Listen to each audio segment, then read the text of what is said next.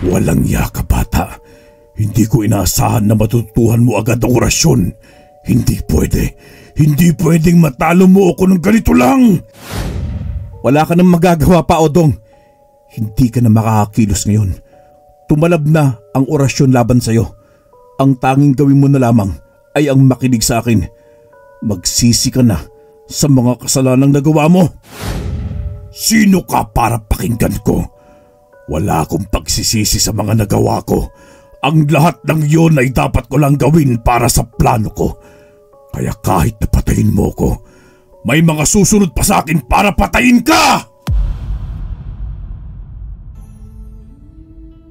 Isang magandang araw, Karine, Sir Froy at sa mga masugid na tagapakinig ng Ang Manlalakbay Channel. Itago niyo lamang ako sa pangalang Abraham. Tulad ng mga nagbahagi ng kanilang mga kwento sa inyong channel, ay may karanasan din akong hindi ko malilimutan.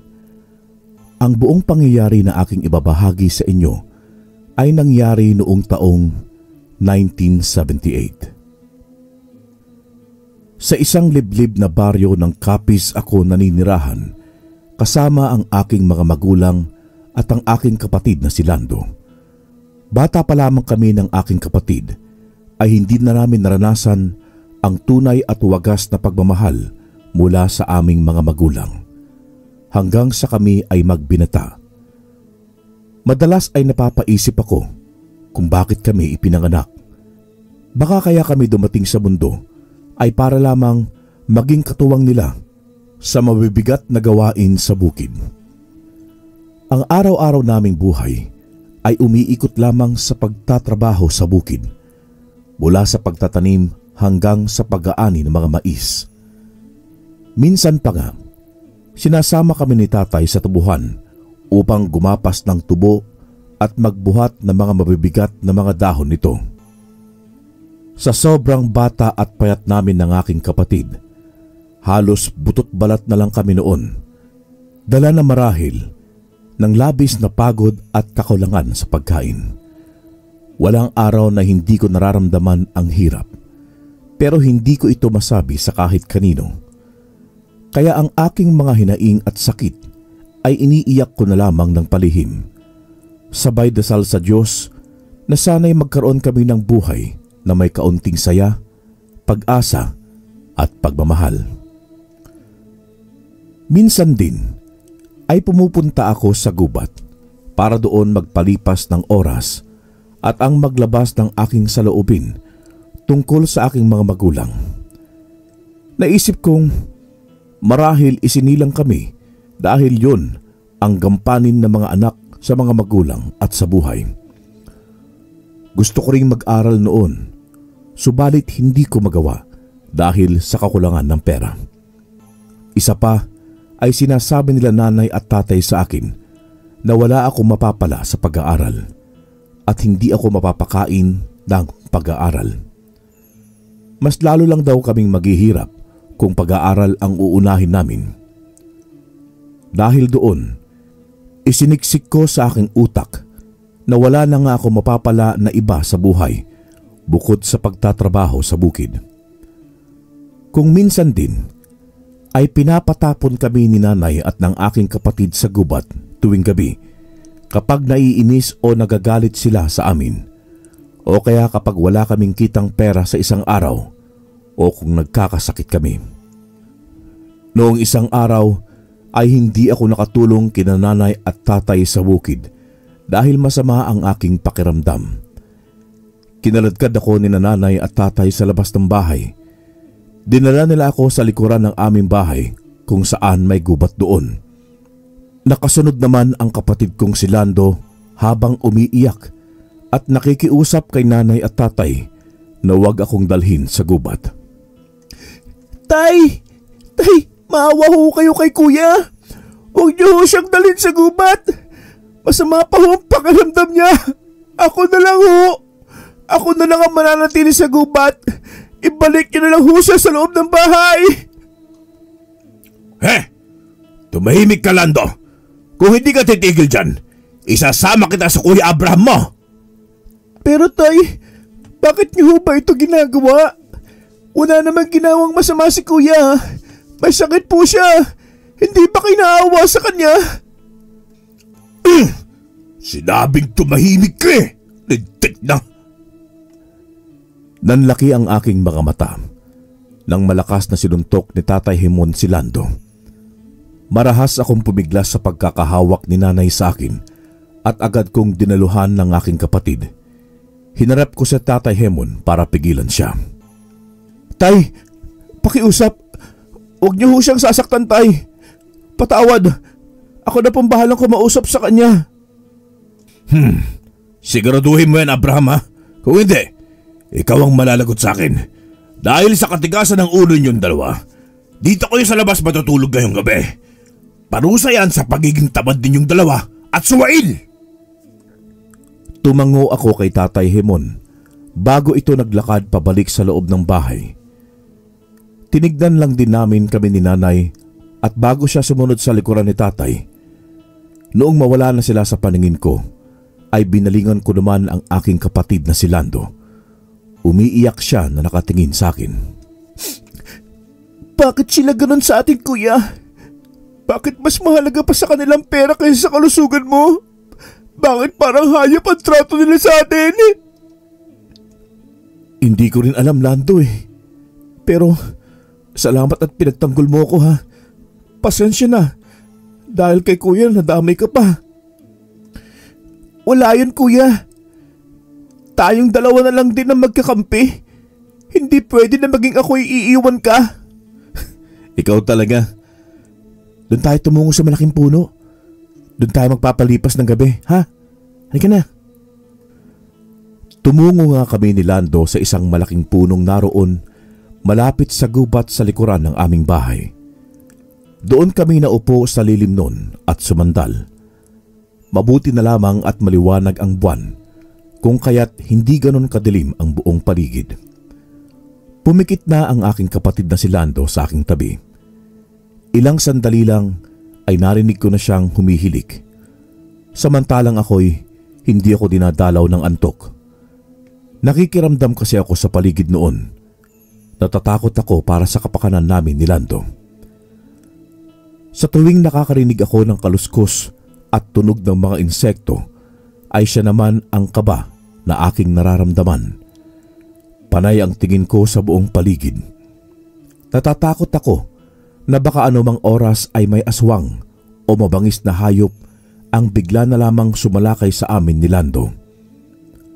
Napatingin ako sa aking kapatid. Naaawa ako sa aming sitwasyon na dalawa. Hanggang ngayon ay hindi namin malaman kung bakit ganoon ang trato sa amin nila nanay at tatay.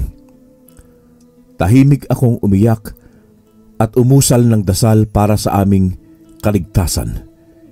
Niyakap ko ang aking kapatid at sumandig sa puno ng kahoy. Nakatingin ako sa mga alitap-tap na sumasayaw sa isang puno ng kahoy na nasa unahan ko lang.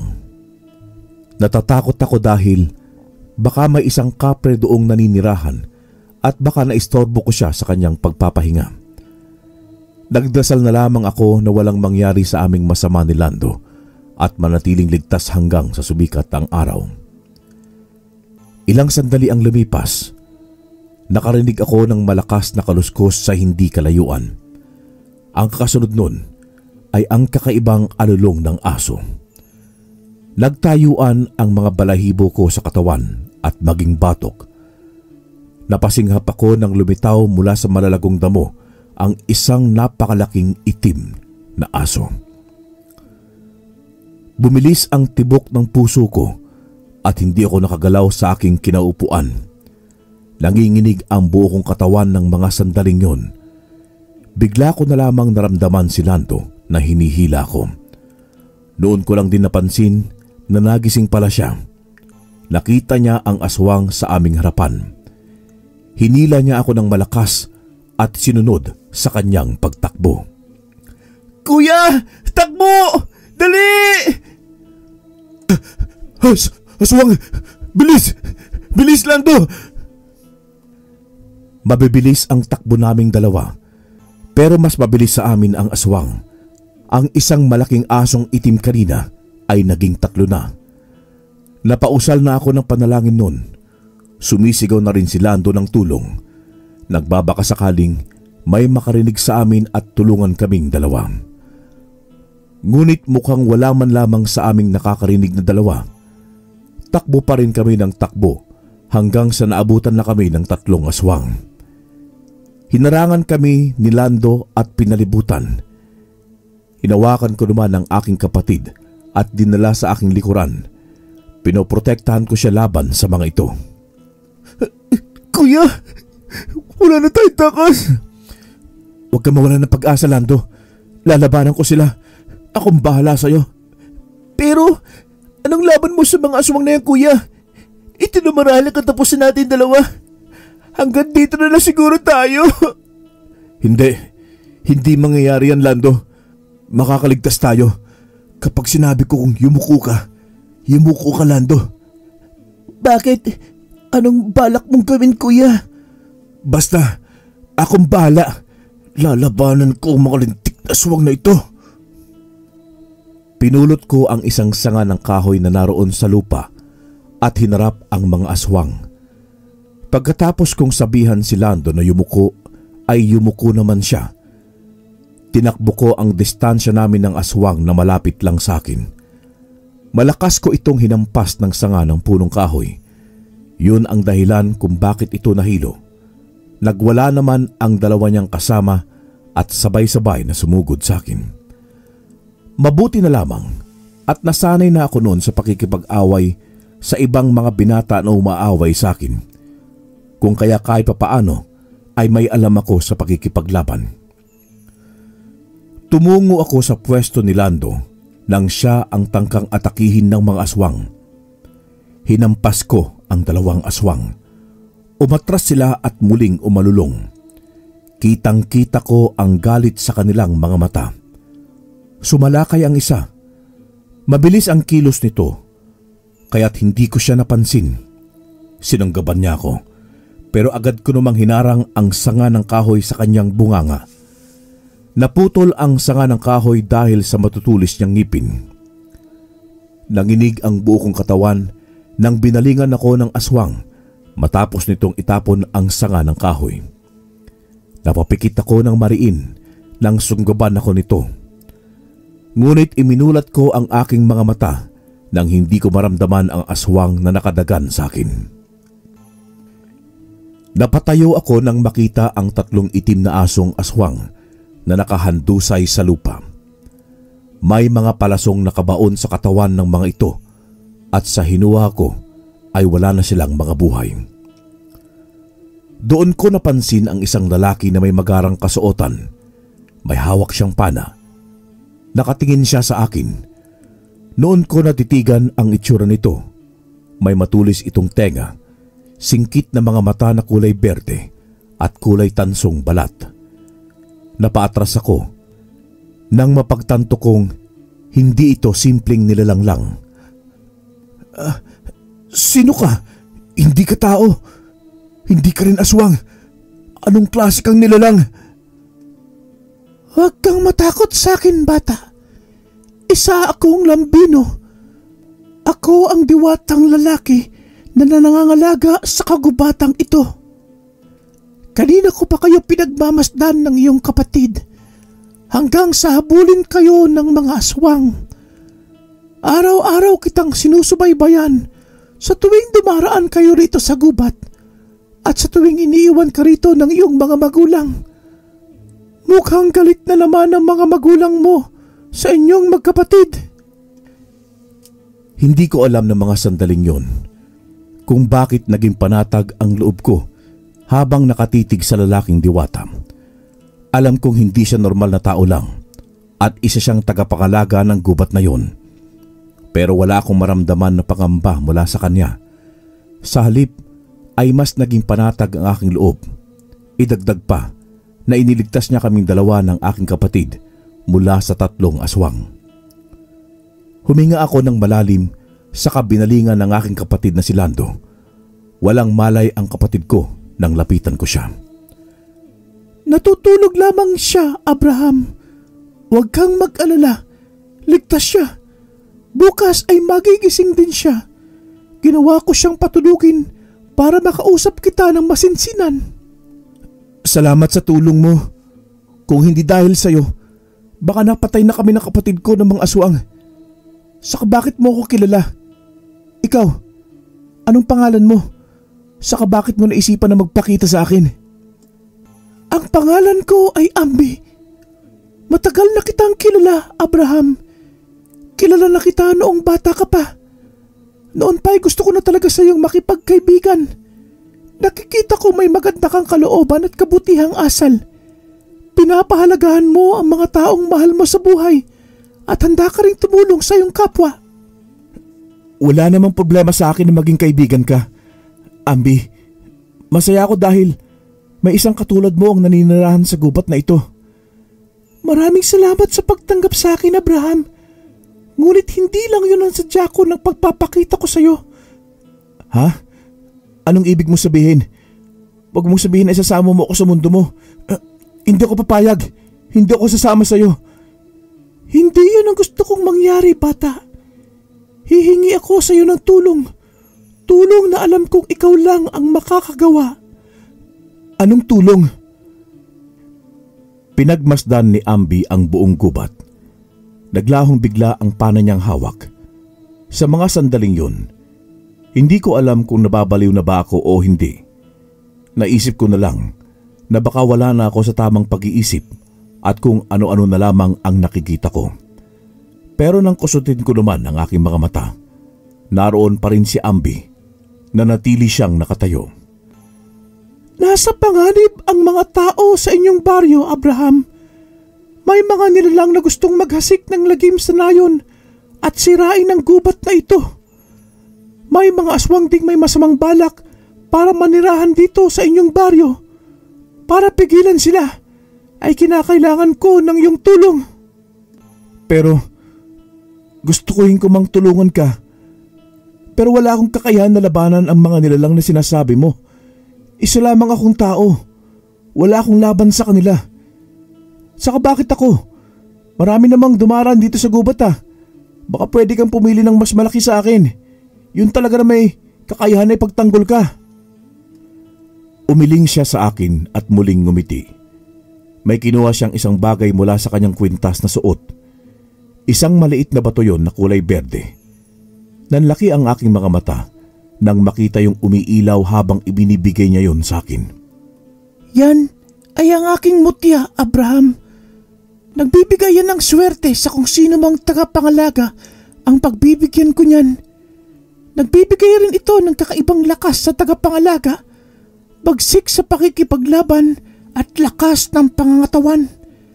Tataglayin nito ang katangian ng isang lambino. Tanggapin mo ito para gamitin mo sa pakikipaglaban sa mga masasamang nilalang. Batid ko na kapag nasa pangangalaga mo yan, magiging ligtas ang aking mutya. Sandali, hindi ko matatanggap yan. Hindi ko kayang gawin ang sinasabi mo. Batid ko na hindi mo agad tatanggapin ang mutya na ibibigay ko. Pero subukan mo ang kapangyarihan nito. Nasa iyo ang desisyon sa huli. Sana'y matulungan mo ko, Abraham.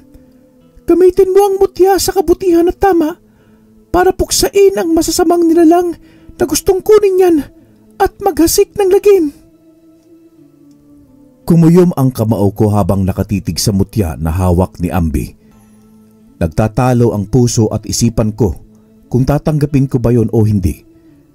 Pumikit ako at nag-iisip ng malalim. Tinitimbang ko ang mga sinabi sa akin ni Ambi. Nang magmulat ako ng aking mga mata, ay kinuha ko ang mutya mula kay Ambi. Sa sandaling yon, pinipili kong ipagtanggol ang mga naaapi. Sige, tinatanggap ko ang mutya. Gagamitin ko ito para puksain ang kasamaan. Maraming salamat sa pagtanggap ng aking mutya, Abraham.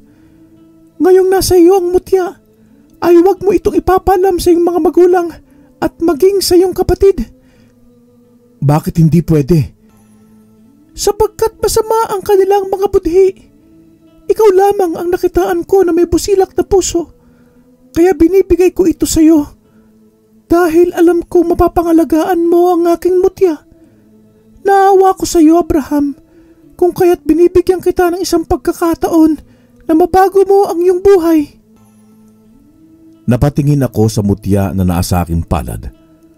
Tumango ako kay Ambi at nangako na gagawin ko ang lahat para gamitin yon sa kabutihan. Ngunit muli na naman akong pinaghinaan ng loob, kaya't ibinalik ko sa kanya ang mutya. Naisip ko noon na hindi nararapat sa akin ang ganong klase ng mutya. Pasensya na pero baka hindi ko magampanan ang tungkulin ng pagkakaroon ng mutya. Isa pa'y wala akong halos alam sa pakikipaglaban at paano yan gagamitin.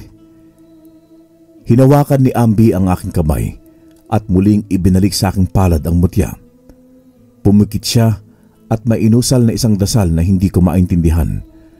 Pagkatapos nun, ay binitawan niya ako at saka siya ngumiting muli. Sa'yo na ang mutyang yan, Abraham. Kapag nasa panganib ang buhay mo, ay asahan mo lamang ang iyong mutya. Gamitin mo ang iyong puso at isipan. Mapoprotektahan ka nila laban sa mga kasamaan. Magtiwala ka lang, bata.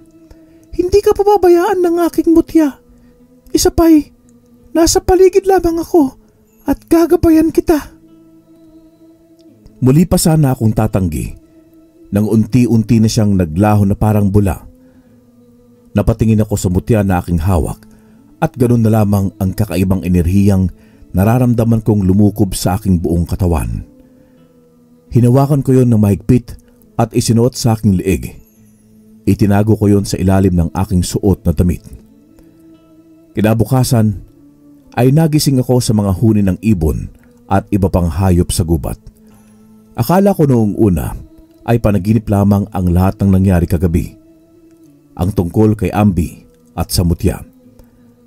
Kaso, nang makapako ang mutya na nasa aking liig, ay naniwala akong totoo ang lahat. Napatingin ako sa aking tabi. Naroon pa rin ang aking kapatid na si Lando. Tumayo ako mula sa pagkakaupo sa ugat ng puno at muling hinawakan ang mutya na nasa aking liig. Tingnan ko kung totoo ang mga sinabi ni Ambi.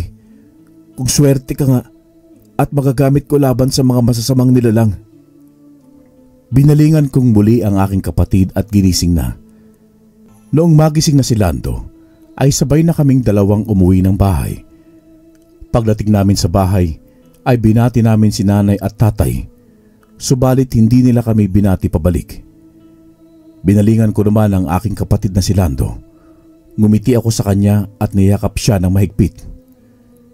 Simula noong mapunta sa akin ang mutya ng lambino ni Ambi, ay palagi na lamang akong nakakarinig ng mga kakaibang bagay sa aking paligid. Sa tuwing natutulog ako, ay may mga panaginip akong mga iba't ibang elemento na parabang kinakausap ako. Ang iba naman ay pakiramdam ko ay parang ang lakas ng galit sa akin at parang gusto akong patayin. Subalit sa kabila ng lahat ng mga yon, napatunayan nga ng mutya na nagdadala siya ng swerte. Minsan ay nagigising na lamang ako na puno na ang bigasan namin. Ang mga gulay namin at mga ani namin mula sa bukid ay napakarami. Noon ko naghihikahos kami sa pera, ngunit nang nasa pangangalaga ko na ang mutya, ay nakakakain na kami ng 3 beses sa isang araw. Dahil doon, nagbago na ang pakikutungo sa amin ni nanay at tatay. Naging mabait na sila sa amin ni Lando. Nakapag-aral na rin kami ng elementarya dahil malaki ang nagiging kita namin sa aming palayan at gulayan. Malaki ang pasasalamat ko kay Ambi dahil sa tulong niya sa akin. Pero hindi ko rin maiwasan ang magiging kapalit ng swerteng yon.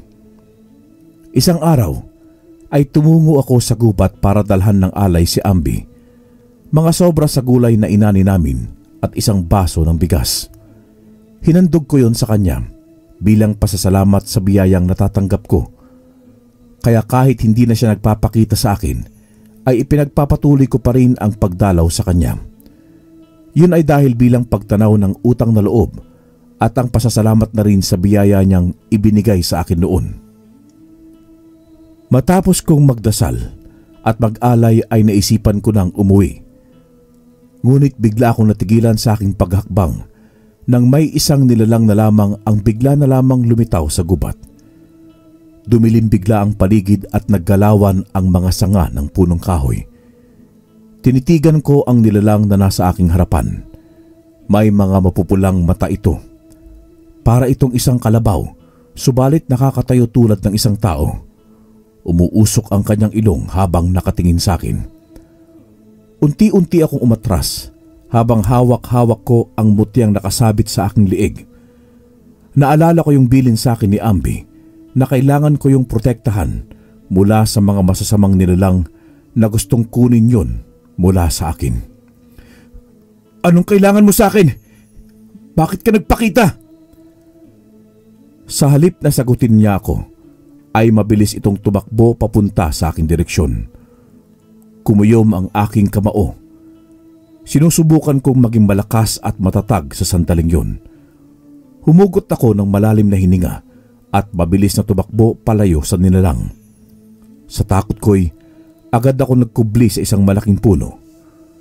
Sumilip ako mula roon at pinagmasdan ang nilalang na luminga-linga sa paligid at hinahanap ako.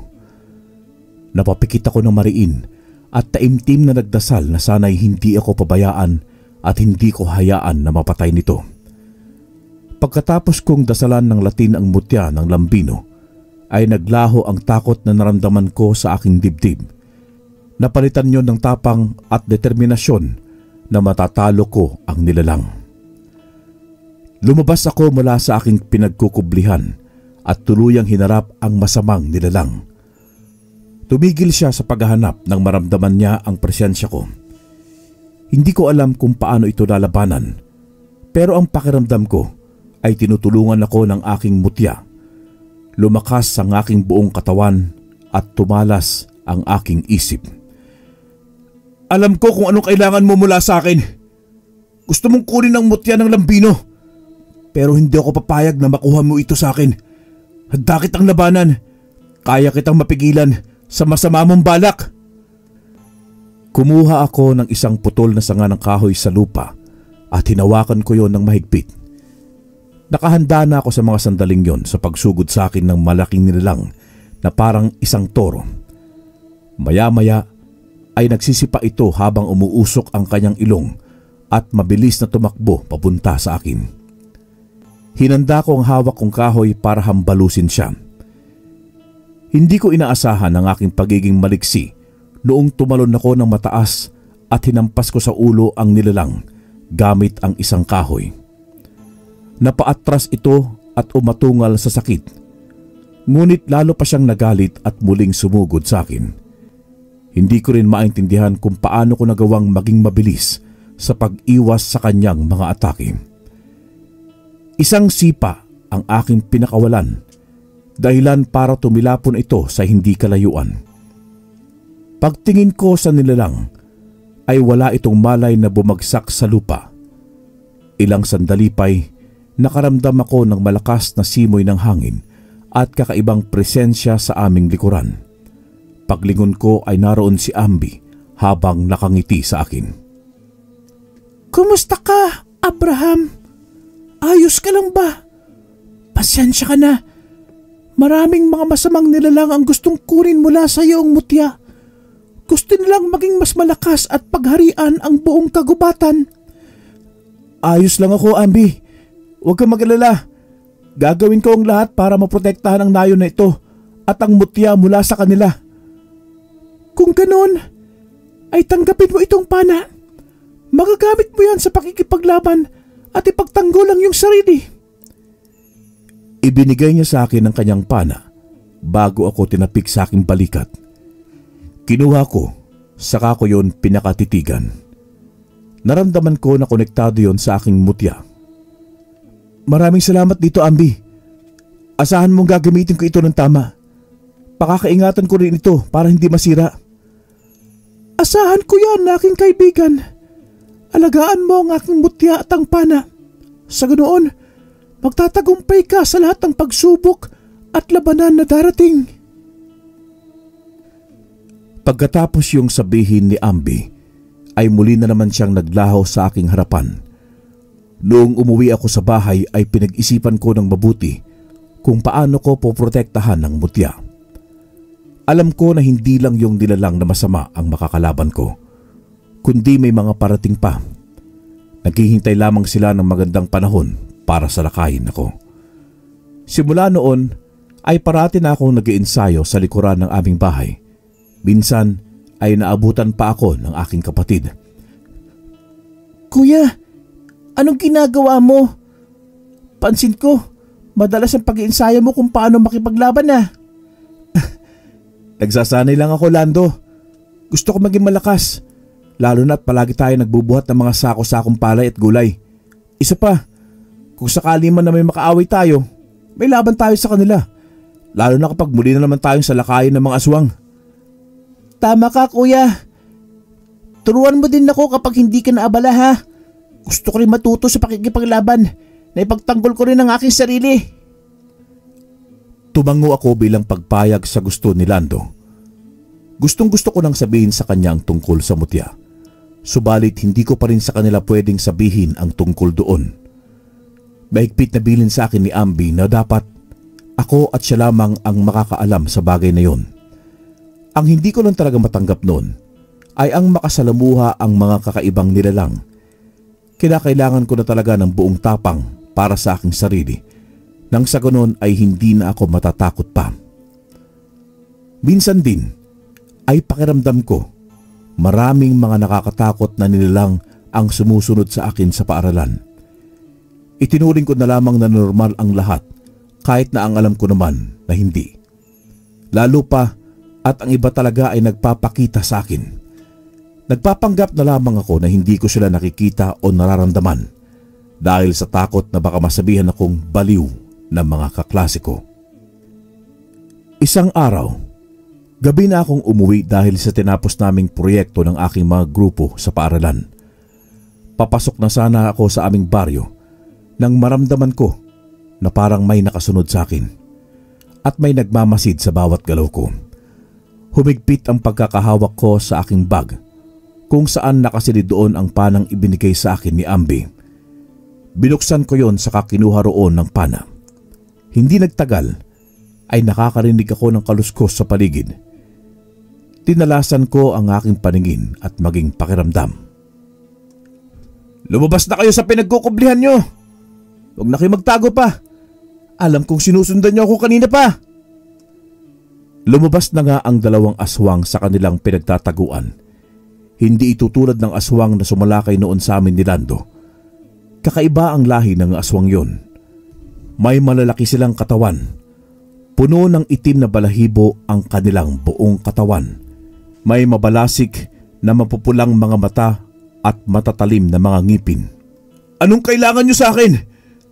Bakit nyo ako sinusundan? Kinikilala lang namin ang bagong antingero na may tangan ng mutya ng lambino. Hindi namin nakalain na isa ka lamang palang ordinaryo. Hindi ka karapat-dapat na mga laga ng mutyang yan. Ibigay mo na lamang sa amin yan, bata! At bakit ko na maibibigay sa inyong mutyang ito? Anong paggagamitan nyo rito? Bukod sa may kapangyarihan ng mutyang yan, ay nagbibigay rin yan ng swerte. Kaya ibigay mo sa amin yan upang mapanatili ang kapayapaan sa nayon na ito at mapangalagaan ang buong kagubatan. Pasensya ka na, pero wala akong balak na ibigay sa inyong mutyang ito. Malaking bagay yung pinagkaloob nito sa akin. Isa pa, hindi ko hayaang mapunta ang mutya sa mga masasamang nilalang na katulad nyo. Alam ko kung saan nyo ito gagamitin. Kailangan nyo ang mutya ng lambino para lupigin ang mga tao rito sa nayon at manirahan dito. Hindi ako makakapayag sa bagay na yan. Kung ganon, binalaan ka na pala ni Ambi. Kung ibibigay niya lang sa amin ng mutya, hindi na sana kami maghahasik ng lagim. Gayong pati ikaw ay ayaw ibigay sa amin ng mutya. Pasensyahan na lang tayo. Hindi kami titigil hanggat hindi sa amin mapasakamay ang mutyang yan. Hindi rin ako magdadalawang isip na labanan kayo at pigilan sa masama ninyong balak. Mabilis silang sumugod sa aking dalawa habang nanlilisik ang mga mata. Agad kong inunat ang pana at pinalipad ang isang palaso sa direksyon ng mga aswang. Tinamaan siya sa kanyang balikat pero hindi siya roon natinag. Nagpatuloy pa rin siya. Bumilis din ang galaw ng isa niyang kasama. Noong malapit na ito sa akin ay agad niya akong sinuntok sa aking dibdib. Sa lakas noon ay tumilapon ako sa kakahuyan. Pero sa tulong ng mutya ay hindi naman ako napuruhan. Tumayo ako at muling nagpakawala ng mga palaso. Sunod-sunod ang ginawa ko. Tinamaan sa magkabilang binti ang isa dahilan para mapaluhod ito. Ang isa naman ay pinatamaan ko sa magkabila nitong balikat at maging paa. Matapang nilang binunot ang palaso na nakabaon sa kanilang katawan. Sumirit ang kanilang dugo mula sa sugat. Napansin ko ang kanilang pangihina habang nakatayo. Napangiti ako. "Huwag na kayo lumaban pa! Ilang sandali na lang. Mauubusan na kayo ng dugo.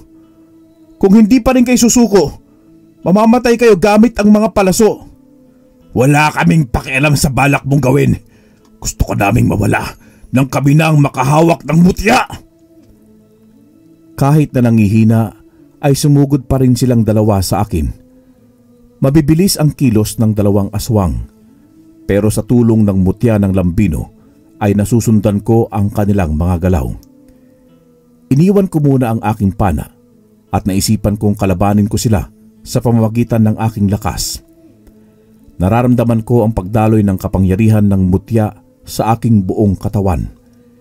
Hinablot ko sa kamay ang isang aswang at malakas ko siyang binalibag sa kakahuyan. Ang isa naman ay sinakyan ko sa kanyang likuran at saka sinakal sa leeg. Nagpumiglas ang aswang. Pilit na kumakawala sa akin pero hindi ko yun hinayaan na mangyari. Mas hinigpitan ko pa ang pagkakasakal sa kanya hanggang sa tuluyan ko nang baliin ng kanyang leeg. Lumukso ako bago siya tuluyang natumba sa lupa. Binalikan ko ang aking pana saka ko yung pinulot. Lumuhod ako at tinutukan ang isa pang aswang na natitira. Nang pakawalan ko ang palaso ay tumama yon sa noo ng aswang. Nanlaki ang mga mata nito bago tuluyang bumagsak.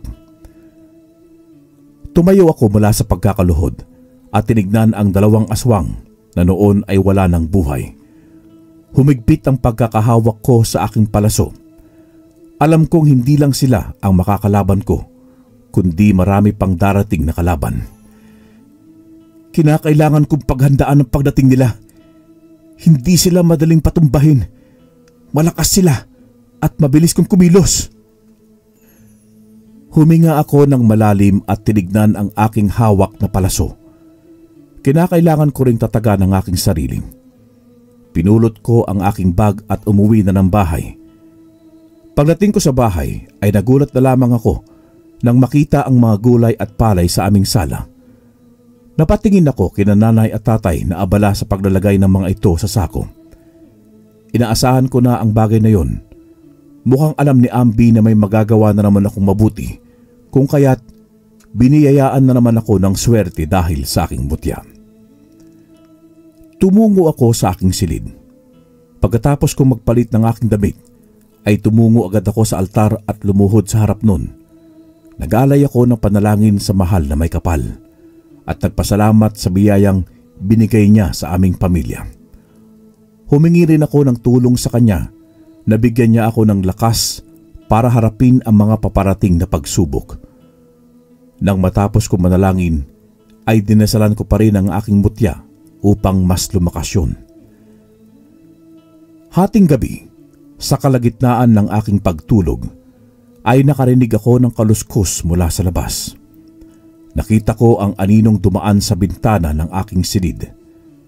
Kinuha ko ang aking palaso at dahan-dahan na bumaba ng aking katre. Lumabas ako ng aking silid at inabangan ko kung sino man ang taong sa labas. Ilang sandali pa'y narinig ko na sinusubukan itong buksan ng aming pinto. Akma na sana akong lalapit sa pinto nang biglang magpakita sa akin si Ambi. "Ambi, anong ginagawa mo rito? Bakit ka nagpakita sa akin? May kailangan ka ba?" May mga aswang sa labas ng inyong bahay, bata.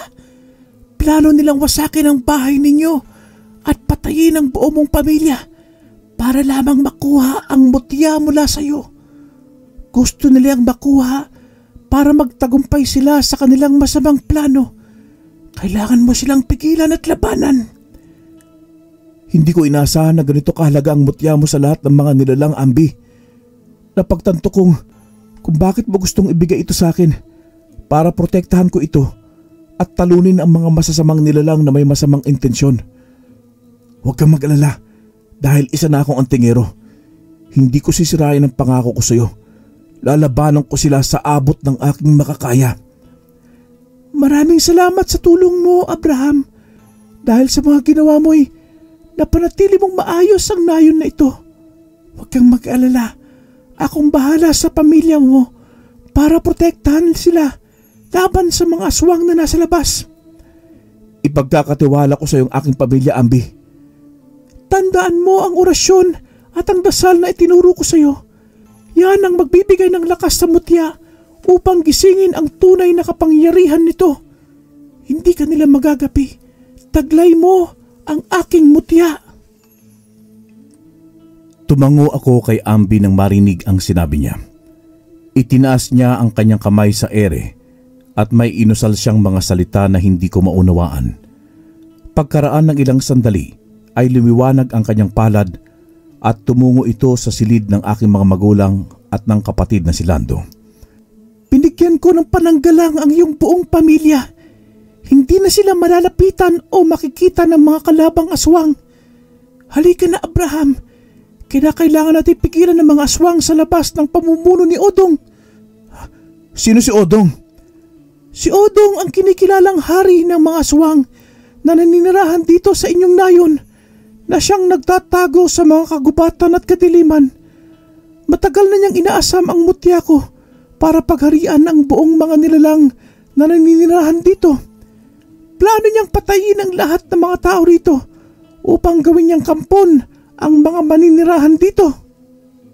Kung ganon, nanganganib ang mga tao sa nayon na ito.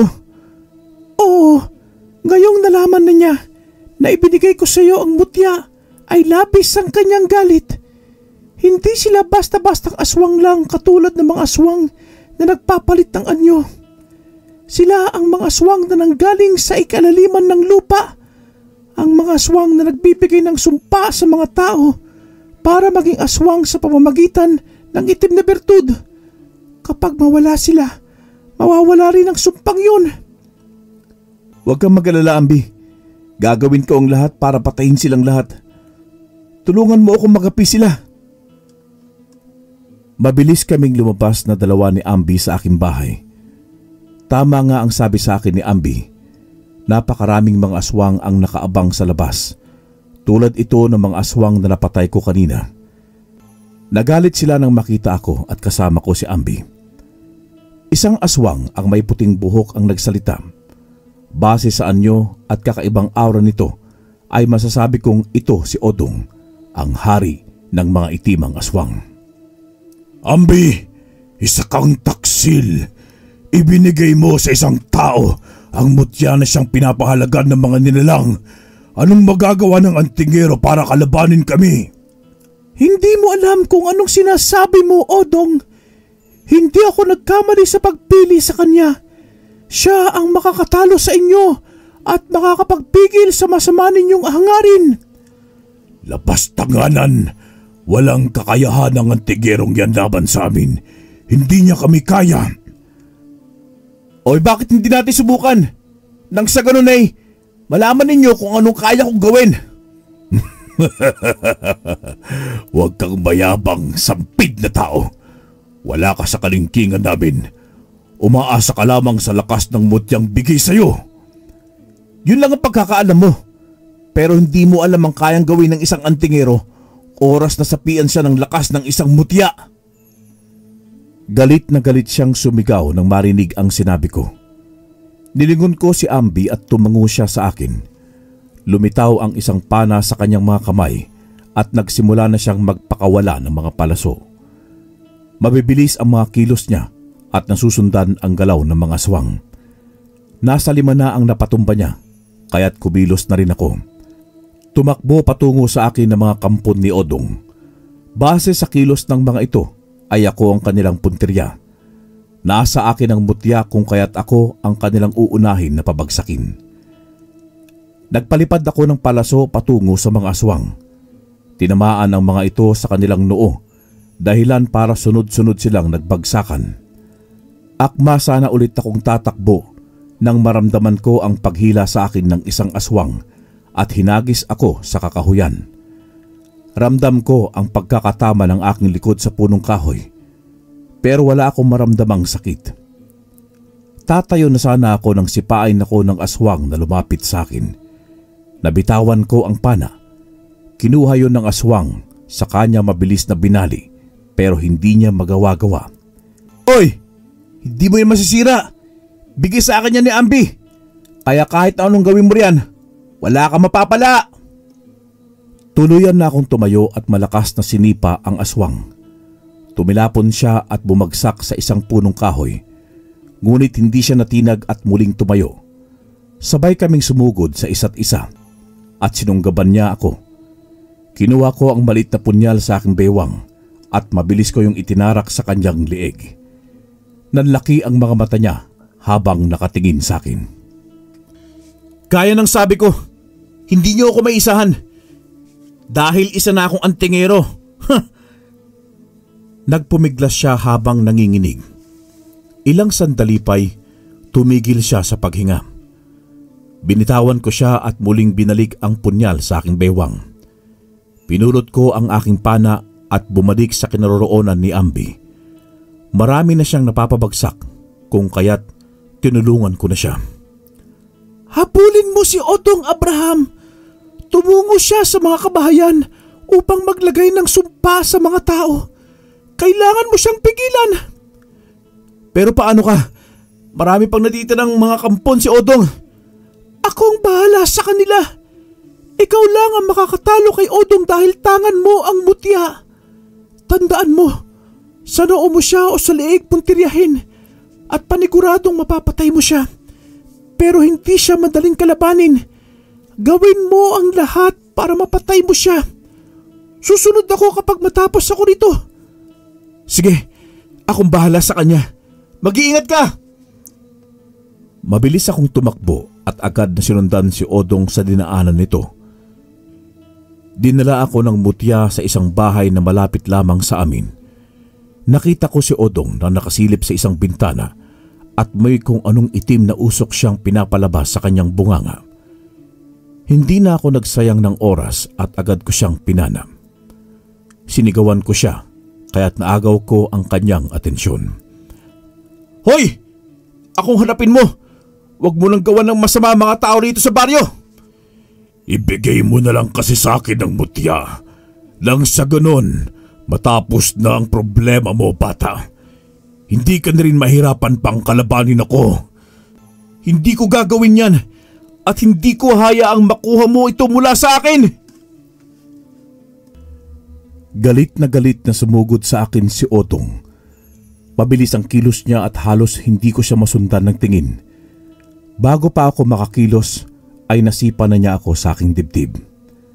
Halos mawalan ako ng ulirat sa sobrang lakas ng pagkakasipa niya at ang pagbagsak ko sa lupa.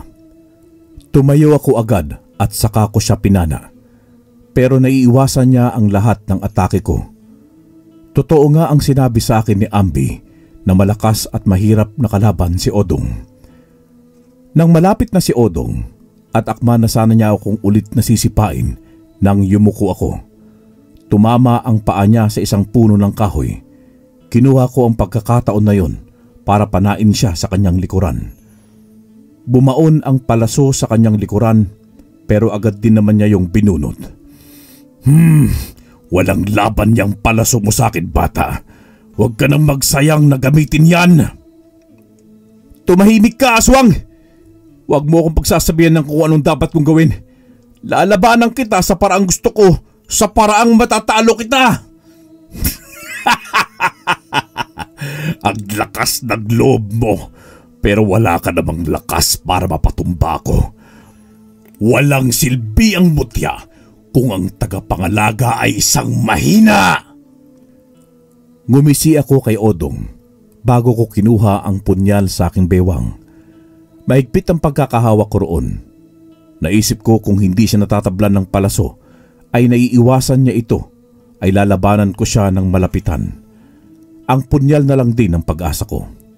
Humingi ako ng tulong sa aking mutya sa pamamagitan ng isang dasal na itinuro sa akin ni Ambi. Habang nagdadasal ako, ay naramdaman ko naman na dumadaloy ang enerhiya sa aking buong katawan. Hindi na ako nagdalawang isip at agad akong sumugod patungo kay Odong. Ngumisi siya habang inaabangan ang aking atake. Paglapit ko kay Odong, nakita ko ang ningning ng kumpiyansa sa kanyang mga mata. Alam kong inaasahan niyang madali niya ako mapapabagsak, pero sa kabila ng kanyang pagngiti, ramdam ko ang bigat ng enerhiyang dumadaloy mula sa aking mutya. Isang puwersang nagpapalakas sa akin at nagbibigay ng matinding tapang. Paglapit ko pa kay Odong, ay bigla kong pinaikot ang punyal sa aking kamay. Kasabay noon ay ang bilis ng aking paggalaw upang lituhin siya. Sinubukan na umatras ni Odong para maghanda sa magiging atake ko, pero nasusundan ko ang bawat kilos niya. Mabilis ko siyang sinipa sa kanyang panga, dahilan para umatras siya at mawala sa kanyang konsentrasyon. Kinuha ko ang pagkakataon na yon para saksakin siya sa kanyang tagiliran. Nagulat siya sa naging atake ko. Alam kong hindi niya inaasahan ang susunod kong galaw. Hinawakan niya ako sa aking kamay, saka niya ako binalibag sa lupa. Napahawak siya sa kanyang sugat at galit na bumaling sa akin. Napaatras si Odong. Nawala ang ngisi sa kanyang mga labi kanina at napalitan yon ng pagtataka. Pero ilang sandali pa'y tinatagan niya ang kanyang sarili. Hindi mo ko matatalo ng basta-basta lang, bata. Hindi pwede. Hindi mo pwedeng sirain ang mga plano ko. Pasensya ka na. Pero huli na para sa iyo ang lahat. Ito na ang magiging katapusan mo, Odong. Hindi ka na muling makakapambiktima pa ng mga tao. Sumigaw ako ng malakas habang tumatakbong papalapit sa kanya. Nakipagpalitan ako ng suntok at sipa sa kanya. Hinawakan niya ako sa aking kamay at hinampas ako sa lupa. Pero hindi yun naging matagumpay. Gigil siyang sunod-sunod na nagpakawala ng sipa at suntok sa akin. Ngunit lahat ng atake niya ay nasasalo ko. Humugot ako ng isang malalim na hininga at umikot ako, saka siya siniko sa kanyang tiyan. Napaungol sa sakit si Odong at napaatras sa kanyang kinatatayuan. Hindi na ako nag-aksaya ng oras. Lumapit ako sa kanya at muli ko na naman siyang sinipa. Sinakyan ko siya sa kanyang tiyan nang matumba siya at pinagsusuntok ko siya sa kanyang mukha. Akma ko na sana siyang sasaksakin ng punyal sa noo noong mapigilan niya ang kamay ko. Naglabanan kami ng lakas na dalawa. Tagaktak ang pawis ko habang nilalabanan kong makawala mula sa kanyang pagkakahawak. Bigla niya akong sinipa sa aking tiyan. Agad akong tumilapon at bumagsak sa lupa. Muli na lamang nakatayo si Odong habang nakangisi sa akin. Hindi ko alam sa sandaling yon kung saan nanggaling ang lakas niya, gayong napuruhan ko na siya. Muli akong sumugod patungo sa kanya. Sinalag ko ang aking kamay ang atake niya. Noong malapit na ang mukha niya sa akin, ay tinitigan ko siya sa kanyang mga mata at nag-usal ng isang orasyon. Alam ko magtatagal pa ang labanan naming dalawa. Kung magsusuntukan lamang kami, kailangan ko lang gamitin ang makapangyarihang orasyon na itinuro sa akin ni Ambi. Agad kong idinikit ang aking hintuturo sa kanyang noo at mas nilakasan ko pa ang pagdasal sa orasyon. Ilang sandali lang ay nanlaki ang mga mata ni Odong. Unti-unti siyang nanghina at nagmistula siyang isang estatwa. Nabitiwan niya ang kamay kong may hawak na punyal. Walang iya ka, bata. Hindi ko inaasahan na matutuhan mo agad ang orasyon. Hindi pwede. Hindi pwedeng matalo mo ako ng ganito lang. Wala ka nang magagawa pa, Odong. Hindi ka na makakakilos ngayon. Tumalab na ang orasyon laban sa'yo. Ang tanging gawin mo na lamang ay ang makinig sa akin. Magsisi ka na sa mga kasalanang nagawa mo.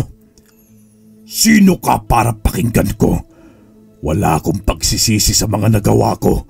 Ang lahat ng iyon ay dapat ko lang gawin para sa plano ko. Kaya kahit napatayin mo ko, may mga susunod pa sa akin para patayin ka! Pwes, hihintayin ko sila. Tulad mo, ipapaslangin ko rin sila isa-isa. Hindi na kayo magkakaroon ng lugar sa mundong ito. Uubusin ko ang mga kalahi mo! Bago pa makasagot sa akin si Odong, ay mabilis ko nang itinarak sa kanyang noo ang hawak kong punyal. Sumirit ang dugo sa kanyang noo habang nakamulagat ang kanyang mga mata. Ilang sandali pa ay nanginig siya at umungol ng mahina. Tumayo ako at pinagmasdan siya habang binabawian ng buhay. Noon ako nakaramdam ng kakaibang ginhawa sa aking dibdib. Sumagi sa isip ko na sa wakas, nabigyan ko na rin ng hustisya ang mga taong naging biktima ni Odong. Kitang-kita ko ang paggapang ng mga itim na ugat sa katawan ni Odong. Nilalamon siya nito at dinala sa kailaliman ng lupa kung saan ng kadiliman. Ako naman ay pinulot ko ang aking pana at saka bumalik sa kinaroroonan ni Ambi at patuloy pa rin siya sa paglaban sa 3 pang natitira na kampon ni Odong. Inunat ko ang palaso sa aking pana at pinakawalan yon patungo sa isang aswang na pasugod sana kay Ambi. Sinunod ko naman ang isa at ang isa naman ay pinanana ni Ambi. Nang matapos ay lumapit ako sa kanya. Wala na si Odong, Ambi. Malaya na ang kagubatan at buong nayon laban sa kanya. Pero nararamdaman kong hindi pa rito nagtatapos ang lahat. Mabuti kung ganun, Abraham. Pinatunayan mo sa akin na ikaw ang karapat-dapat ng tagapangalaga ng mutya. Tulad ng sabi ko sa iyo, ingatan mo yan at gamitin sa tama. Sana'y magtagumpay ka pa sa mga susunod mong laban. Maraming salamat sa iyo, Ambi. Kung hindi rin dahil sa iyo, ay hindi ako magiging isang antingero. Salamat din at tinulungan mo akong labanan si Odong at maprotektahan ang pamilya ko. Tumango lamang sa akin si Ambi at niyakap niya ako ng mahigpit. Nagpaalam din siya agad sa akin pagkatapos niyang sabihin sa akin ang mga habilin niya. Paglaho niya ay agad din akong pumasok sa loob ng bahay. Sinara ko ang pinto at tumungo sa silid ng aking mga magulang at sa silid ni Lando. Napahinga ako ng maluwag nang walang masamang nangyari sa kanila. Gaya nga ng pangako ni Ambi, pinoprotektahan niya ang mga mahal ko sa buhay. Simula noon, ginampanan ko na ang aking pagiging isang antingero. Pinapaslang ko ang mga aswang na may masamang hangarin sa aming nayon hanggang sa unti-unti na silang nagtago sa dilim at hindi na nakapaminsala pa. Pero hanggang ngayon ay nanatili pa rin sa akin ang mutya ng lambino. Ginagamit ko ito sa tuwing may nangangailangan ng tulong. Wakas.